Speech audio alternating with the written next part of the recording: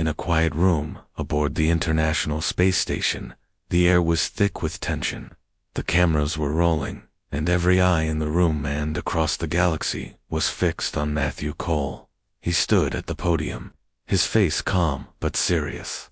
Around him, the hum of the station's systems seemed louder than usual, as if the universe itself was holding its breath. This was no ordinary announcement. It was a moment that would change everything. Matthew cleared his throat and began to speak. His voice was steady, but there was an edge to it, a tone that suggested he carried the weight of the world or perhaps the galaxy on his shoulders. Today, he said, pausing for effect, Earth has made a decision that has not come lightly, nor without careful consideration. The journalists in the room leaned forward, their pens poised, their cameras recording every word. After decades of cooperation, negotiation, and, yes, compromise, humanity has chosen to sever all ties with the Galaxy Assembly. The room erupted into chaos. Questions flew like arrows, one after another, but Matthew held up a hand, silencing the crowd. His expression didn't change, but there was something in his eyes, a flicker of defiance, maybe even pride. This is not a step we take out of anger or spite, he continued. It is a step we take out of necessity. For too long, Earth has been treated as a lesser member of the Assembly, a planet to be used and controlled rather than respected as an equal.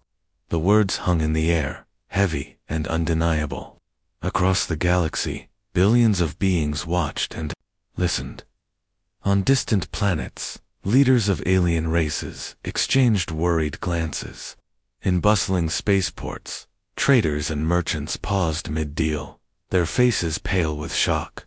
Even the stars themselves seemed too dim, as though the universe had collectively gasped. Earth cutting ties with the Assembly wasn't just unexpected, it was unthinkable. The Assembly was the backbone of galactic civilization, a coalition of advanced worlds that governed trade, diplomacy, and peace. And Earth, with its primitive technology and fragile ecosystems, had always been seen as the weakest link. But now, that weak link was breaking free. Matthew went on, his voice firm. We have endured exploitation, manipulation, and unfair treatment for far too long.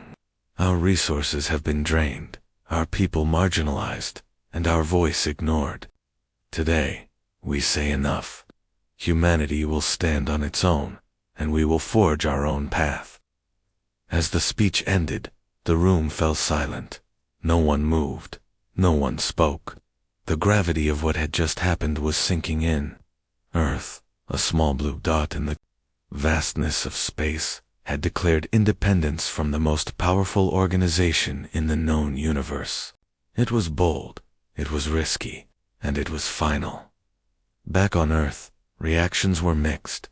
In New York City, crowds gathered in Times Square, watching the announcement on giant screens. Some cheered, waving flags and chanting slogans of freedom. Others looked worried, whispering about the dangers of going it alone. In Washington, D.C., President Laura Hayes sat in the Oval Office, her hands clasped tightly together. She knew the road ahead would be difficult, but she also knew there was no turning back. Earth had made its choice. Far away, on Zelo 7, the heart of the Galaxy Assembly, Ambassador Cale Vorn slammed his fist on the table. This is unacceptable, he roared, his voice echoing through the chamber. They cannot simply walk away. What message does this send to the rest of the galaxy? Around him, other diplomats murmured in agreement, their faces grim. Earth's defection wasn't just a political problem, was a threat to the very foundation of the Assembly. As the hours passed, the news spread further, reaching even the most remote corners of the galaxy. On mining colonies and research outposts, workers stopped what they were doing to discuss the implications. Would Earth survive on its own? Would the Assembly retaliate? And what did this mean for the future of interstellar relations? For now, the answers remained unclear. But one thing was certain, the universe would never be the same again. Earth had cut ties with the Galaxy Assembly, and the ripple effects of that decision were only beginning to unfold. In a dimly lit room deep beneath the White House, President Laura Hayes sat at the head of a long table. Around her were some of the most powerful people on Earth. General William Carter, his uniform crisp and his expression stern. Dr. Rachel Bennett, her eyes tired but sharp behind thin glasses, and a handful of other advisors, their faces etched with worry. The air was heavy with unspoken fears. They had just made one of the biggest decisions in human history, and now they had to figure out how to survive it. "Let's get straight to the point," President Hayes said, her voice calm but firm. "We've cut ties with the Assembly, but that doesn't mean they're going to let us go quietly. What's our next move?" General Carter leaned forward, resting his elbows on the table. "Ma'am, we need to prepare for the worst. The Assembly isn't just going to sit back and watch us walk away. If they decide to retaliate, we'll be facing an enemy far more advanced than anything we've ever seen." Rachel nodded, her fingers tapping lightly on a folder in front of her. "That's why we've been working on Project Horizon," she said. She opened the folder and slid a set of blueprints across the table. "This is our planetary defense grid shield, capable of repelling even the most advanced alien weaponry. It's not perfect, but it's our best chance."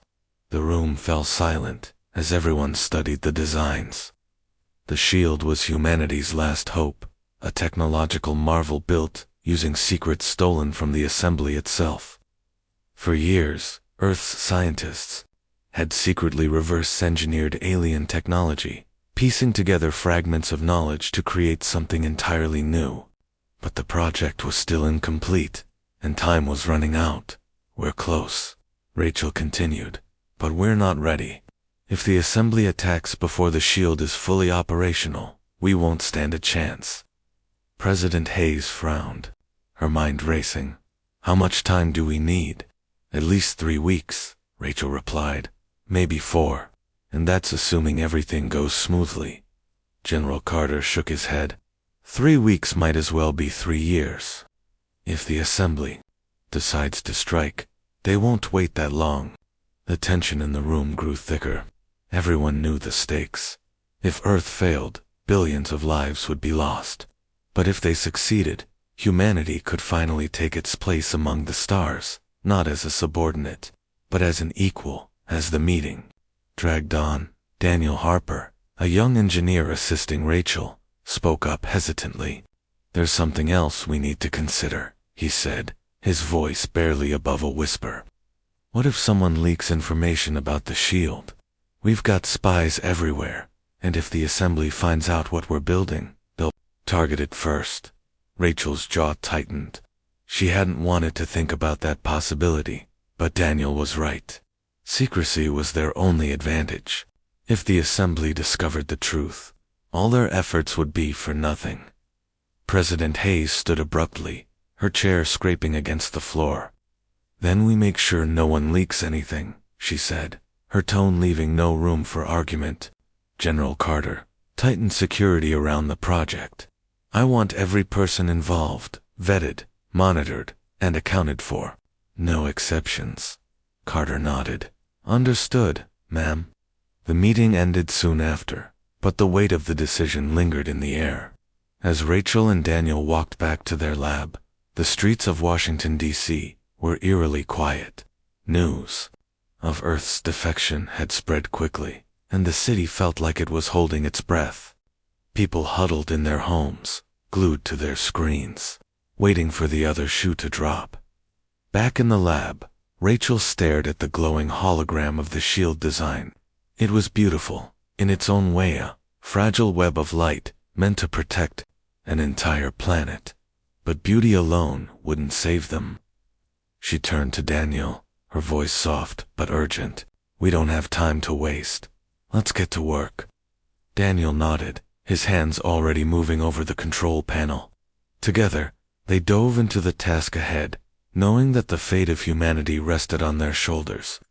Outside, the night sky stretched endlessly above them, vast and unknowable. Somewhere out there, The assembly was watching and waiting. Deep beneath the desert sands of New Mexico, Rachel Bennett and Daniel Harper worked tirelessly in a hidden underground lab. The air was cool, but tense, filled with the hum of machines and the soft glow of monitors displaying complex data streams. At the center of the room stood a massive holographic model of Earth's planetary defense, a shimmering web of light designed to protect humanity from an alien attack. It was their life's work, their last hope, and yet it still wasn't finished.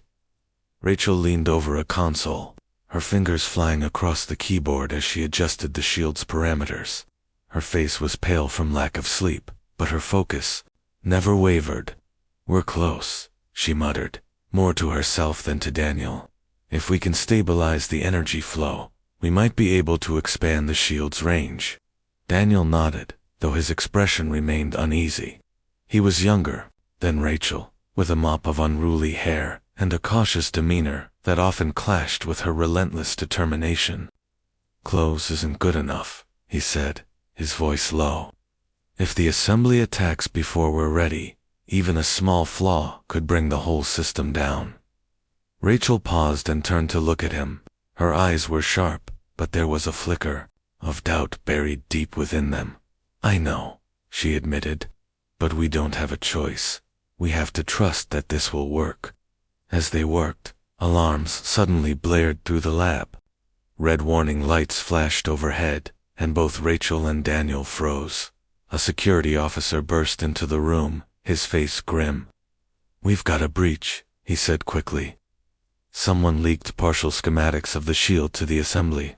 Rachel felt her stomach drop. She had feared this moment ever since the project began, but hearing it confirmed made her blood run cold. "How much did they get?" she asked, her voice tight. "Enough to give them an idea of what we're building," the officer replied. "They'll know where to target if they come for us." Daniel cursed under his breath and sank into a chair. "This is bad," he said. "Really bad. If they focus their attacks on the weak points, the shield won't hold." Rachel clenched her fists, forcing herself to stay calm. "Then we adapt," she said firmly. "We'll reinforce the vulnerable areas and make sure the shield can withstand concentrated fire. We don't have time to panic." The team sprang into action, working around the clock to strengthen the grid. Rachel barely slept, surviving on coffee and sheer willpower. Daniel stayed by her side, his doubts tempered by a growing sense of urgency. Together, they poured every ounce of energy into the project, knowing that failure wasn't an option. Meanwhile, strange signals continued to emanate from deep space. Observatories around the world picked up increased activity near the edge of the solar system. Alien ships were gathering. The news sent shockwaves through Earth's leadership. General William Carter called an emergency meeting, his face grim as he addressed President Hayes. "They're coming," he said bluntly. "It's only a matter of time." President Hayes nodded, her jaw set. "Then we prepare for war." Back in the lab, Rachel stared at the holographic model of the shield, her mind racing. She knew the odds were against them. The assembly had weapons and technology far beyond anything Earth could match. But she also knew one thing for certain: humanity wouldn't go down without a fight. "We'll finish this," she said to Daniel, her voice steady despite the weight of everything pressing down on her. "No matter what it takes." Outside, the night sky stretched endlessly above them, dotted with stars that seemed impossibly distant. Somewhere out there, an alien fleet was preparing to descend upon Earth. The universe held its breath, waiting to see whether humanity's gamble would pay off or lead to its destruction. Across the galaxy, the news of Earth's defection spread like wildfire. On Xylos 7, the heart of the galaxy assembly, the atmosphere was tense. Ambassador Cale Vorn paced back and forth in his office, his long strides echoing against the polished metal floor.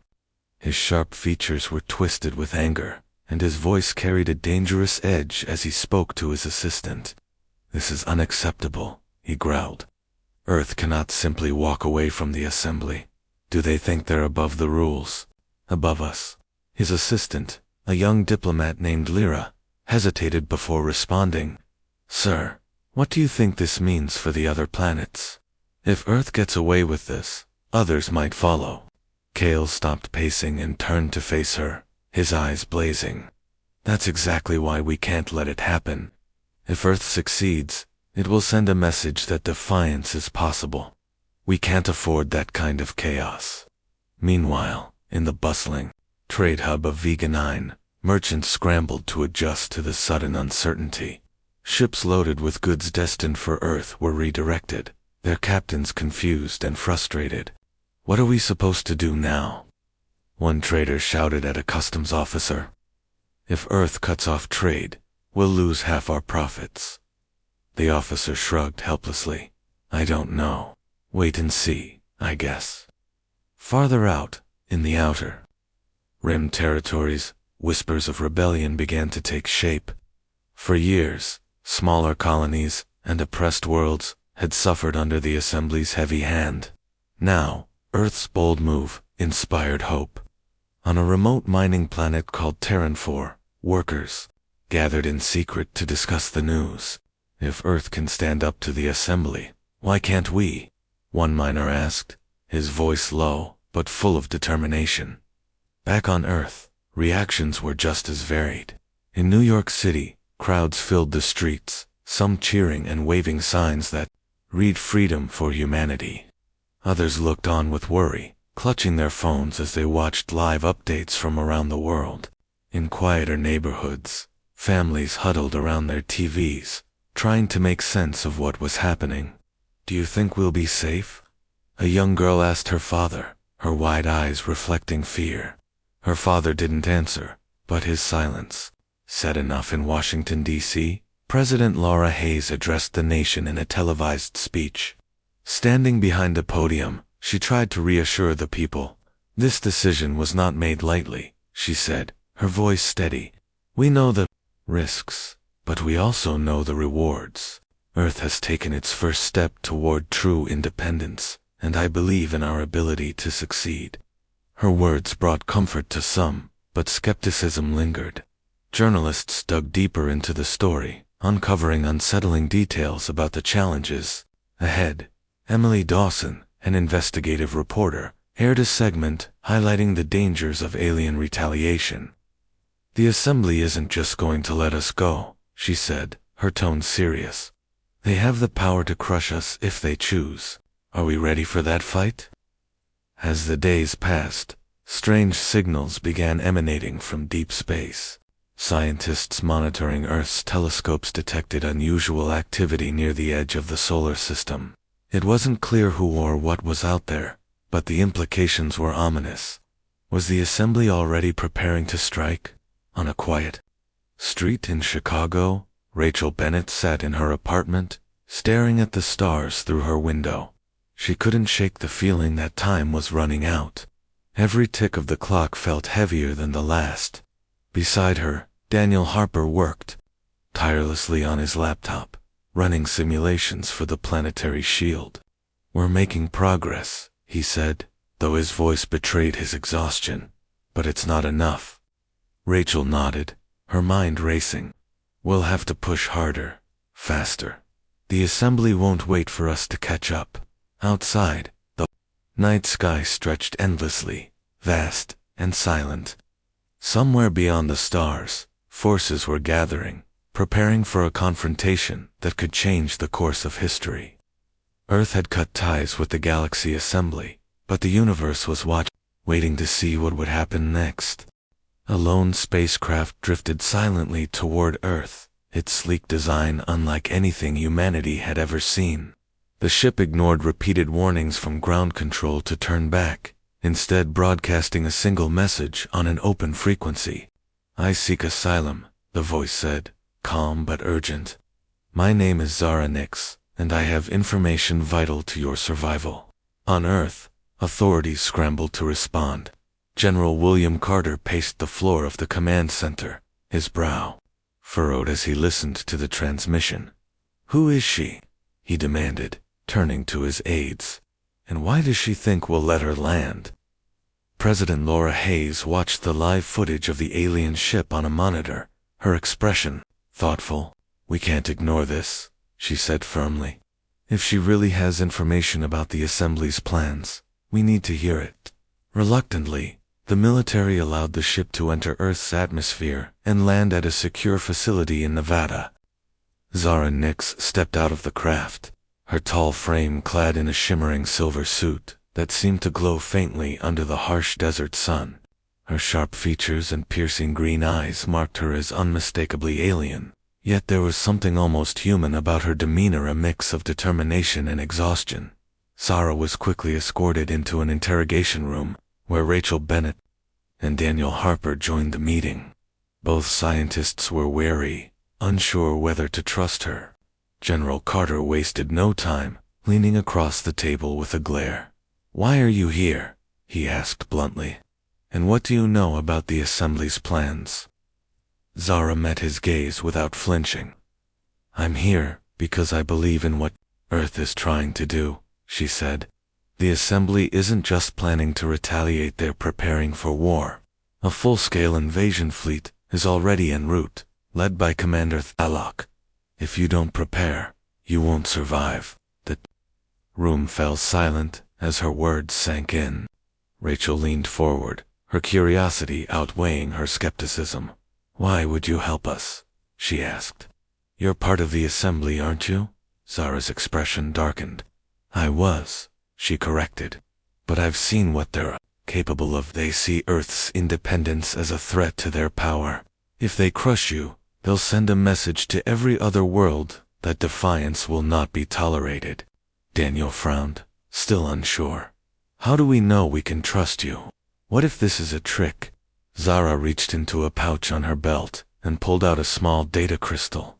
"This contains schematics of the Assembly fleet, including weak points in their ships and strategies they plan to use against you. Take it or don't. But know this, without my help, Earth doesn't stand a chance." Rachel took the crystal cautiously, her mind racing. If the information was real, it could give Earth a fighting chance. But if it was a trap, the consequences could be catastrophic. President Hayes entered the room moments later, her presence commanding. She studied Zara carefully before speaking. "What do you want in return?" she asked. "Asylum, protection, what's your price?" Zara hesitated, then shook her head. "I don't want anything for myself," she said quietly. "I just want to stop them. To prove that even someone like me can choose a different path."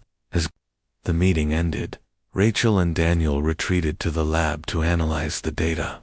The information was overwhelming. Maps, weapon specifications, and tactical plans filled the screens. It was clear that Zara had risked everything to bring it to them. But her motives remained unclear. Was she truly on their side, or was this some elaborate scheme? Outside, the sky darkened as clouds rolled in, casting long shadows over the facility. Somewhere beyond those clouds, an alien fleet was drawing closer, its arrival inevitable. Earth had gained a potential ally in Zara Nixbot. Whether she would be a savior or a saboteur remained to be seen. Captain Ryan Clark stood on the bridge of the USS Endeavour when the message came through. His ship was patrolling the Vega system, protecting alien trade routes from pirates like humans had done for decades. The communication screen lit up with, "Admiral Brooks's face. All human forces are ordered to withdraw from Council space immediately," she said. "We're going home." Ryan felt a mix of relief and excitement. Finally, they were done babysitting ungrateful aliens. Around the bridge, his crew looked up from their stations. Lieutenant Kate Wilson, his communications officer, raised an eyebrow.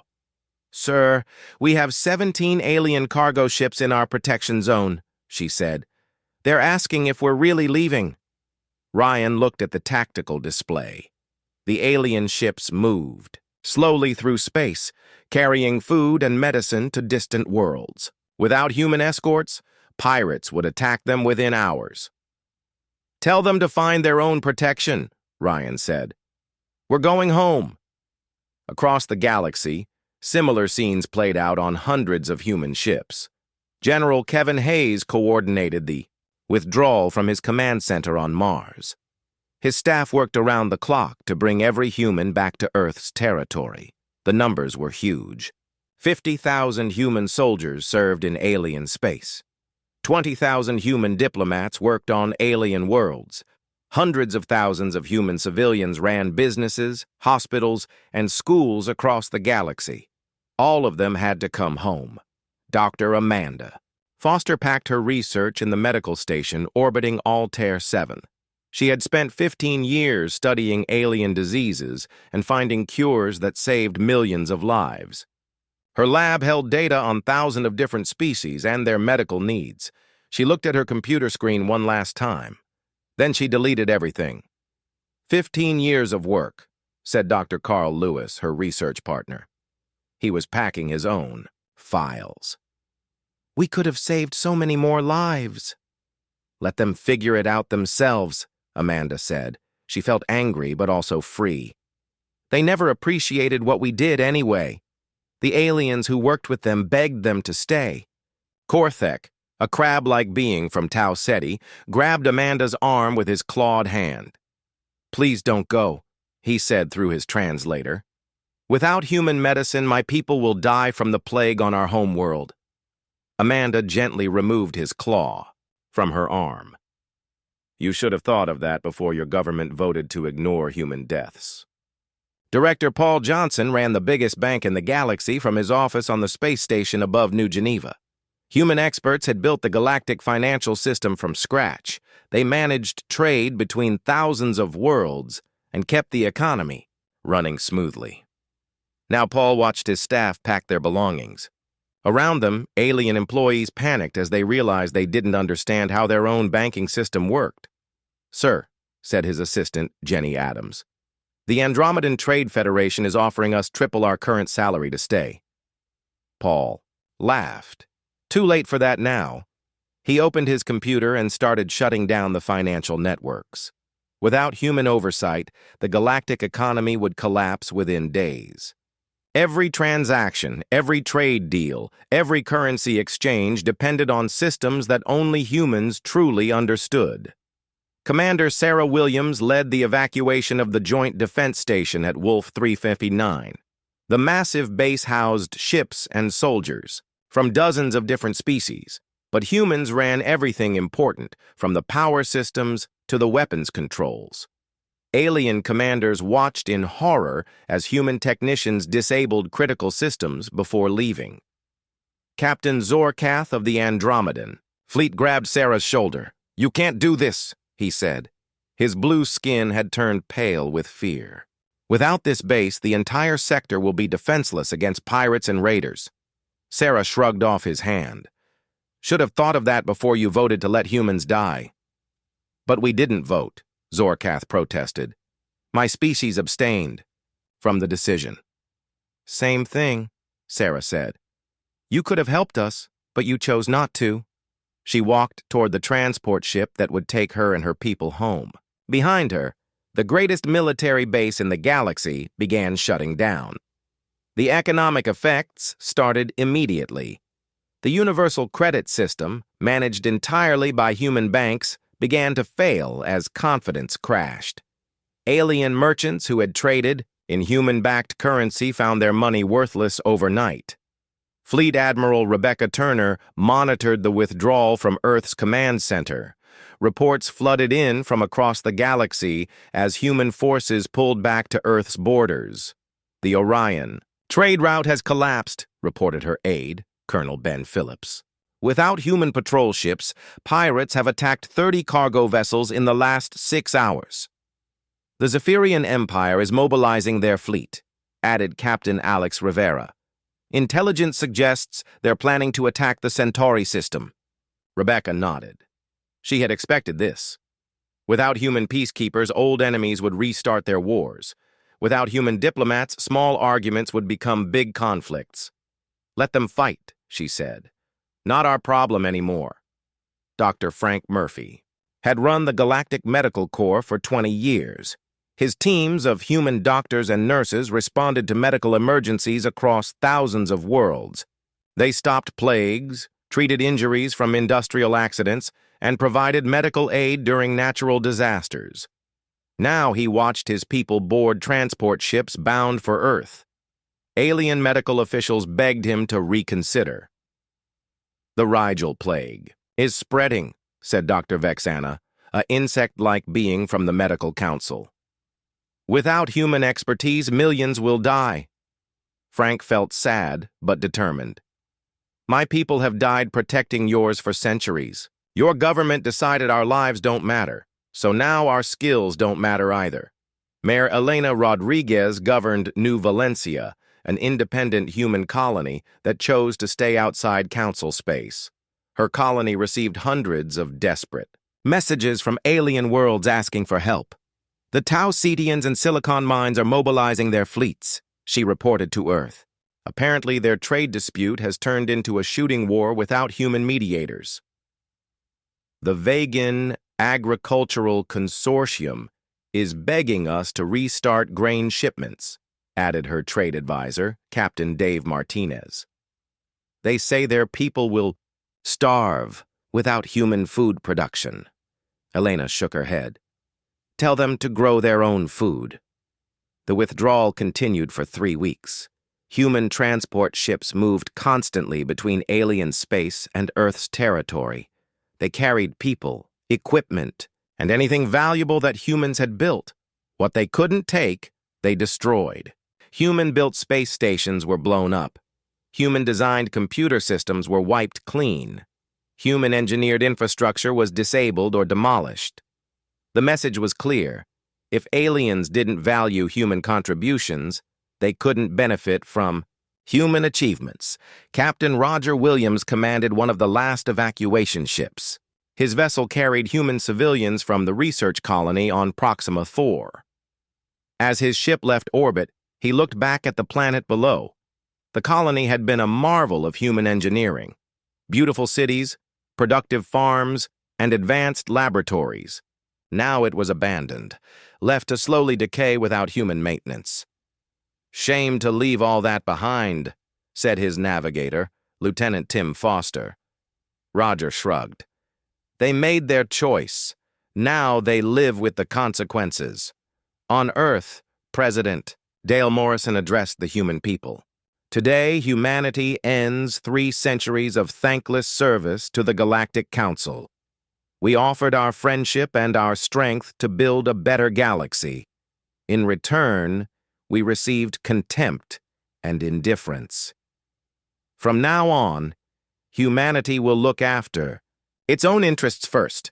We will help those who respect us and ignore those who don't. The age of human charity is over." Across the galaxy, alien governments watched their human populations disappear.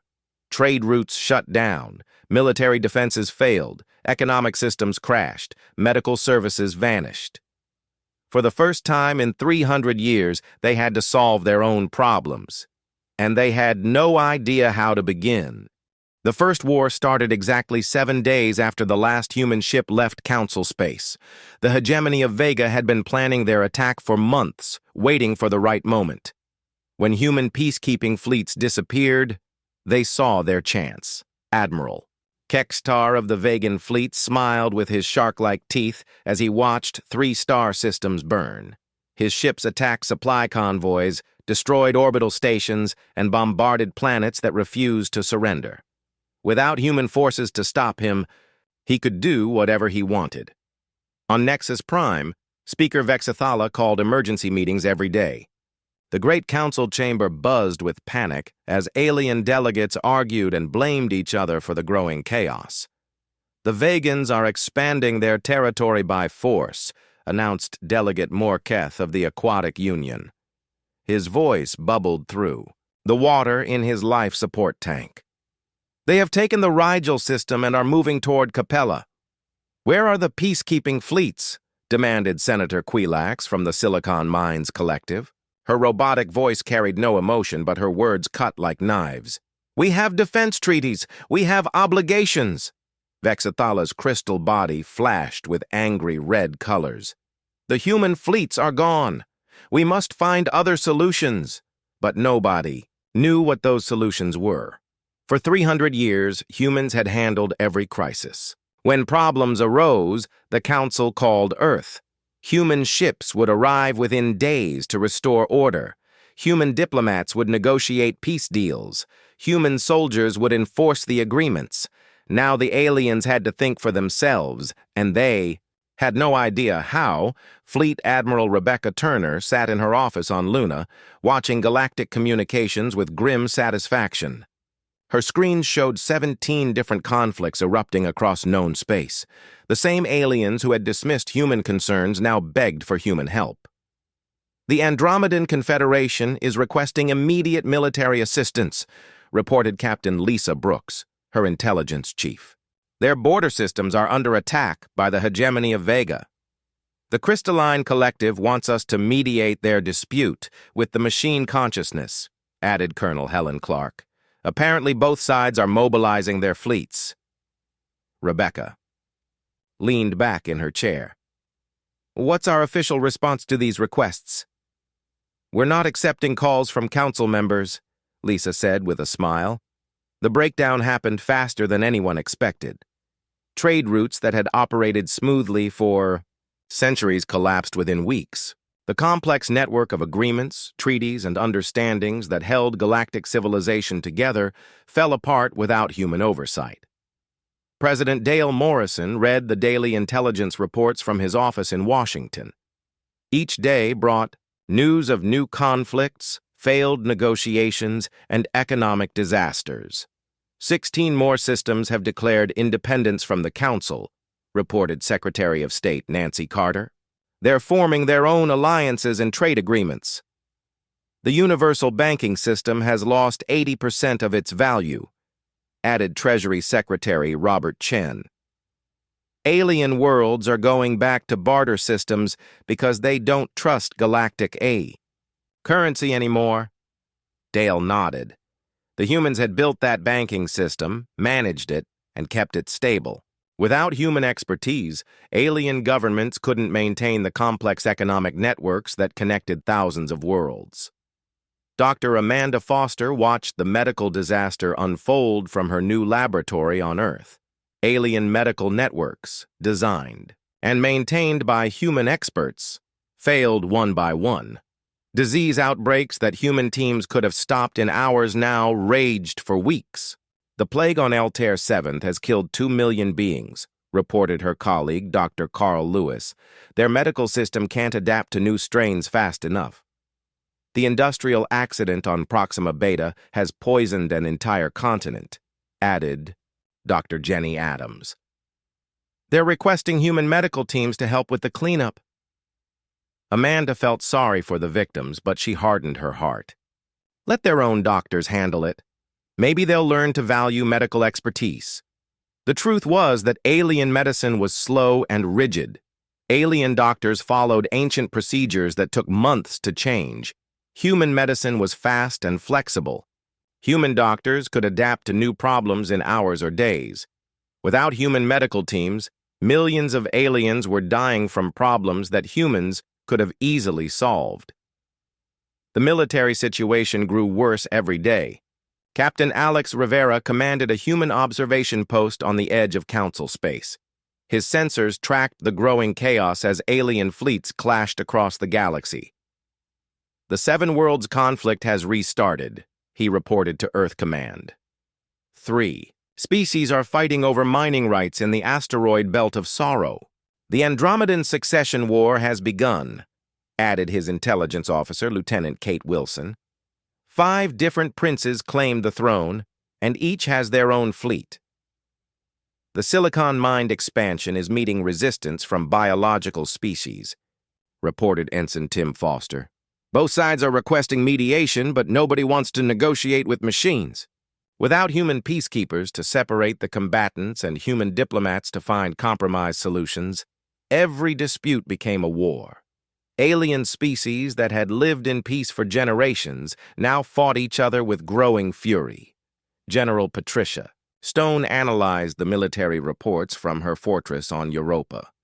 The breakdown of galactic order followed predictable patterns, but the speed surprised even her. Alien military doctrine is incredibly rigid, she explained to her staff. They fight the same wars their ancestors fought 1,000 years ago. Humans taught them flexibility and innovation. Without us, they're reverting to primitive tactics. The economic collapse accelerated as confidence in galactic institutions disappeared. Director Paul Johnson, now managing Earth's independent financial networks from Geneva, watched alien economies crash one by one. The Centauri Stock Exchange has lost 90% of its value, reported his assistant, Jenny Adams. The Andromedan Trade Federation is requesting emergency loans to prevent total collapse. The Tau Ceti Shipping Corporation has declared bankruptcy, added financial analyst Dave Martinez. Without human-protected trade routes, they lost most of their fleet to pirates. Paul shook his head. Humans had created the complex financial instruments that allowed interstellar trade to flourish. They had built the trust networks that made galactic commerce possible. Without human expertise and reputation, the entire system was falling apart. On Earth, ordinary humans watched the chaos with mixed feelings. Many felt vindicated that aliens were finally learning humanity's value. Others worried that the collapse might eventually threaten human worlds too. Captain Ryan Clark, now patrolling Earth's borders, intercepted desperate alien communications every day. Former allies begged for help, protection, or just advice on how to handle their crises. The peaceful consortium has lost 6 worlds to Zephyrian expansion, he reported to Admiral Brooks. They're offering to pay tribute if we'll protect their remaining systems. The Aquatic Union wants to hire human naval officers to train their fleet, added Lieutenant Ben Phillips. They're offering whatever price we name. Brooks smiled coldly. Too little, too late. The chaos was spreading faster than anyone had predicted. Species that had been peaceful for centuries now fought wars of conquest. Trade networks that had operated for millennia collapsed overnight. Medical systems failed as diseases spread unchecked. Most importantly, the complex web of diplomacy that had prevented major wars for 300 years was completely broken. Without human mediators to find peaceful solutions, every dispute escalated to violence. Speaker Vexathala finally admitted the truth in a closed session of the Council's inner circle. "We have lost control," she said, her crystal body dim with exhaustion. "Without human strength and wisdom, we cannot maintain galactic civilization." "Then we must bring them back," said Delegate Morketh urgently. "Whatever the cost." "But the me." Other delegates shook their heads. Human ships no longer answered Council communications. Human diplomats had all returned to Earth. The bridges that had connected human and alien civilizations for 3 centuries had been burned completely. The galaxy was learning a hard lesson. Some things are only valued after they're gone. And sometimes, by then, it's too late to get them back.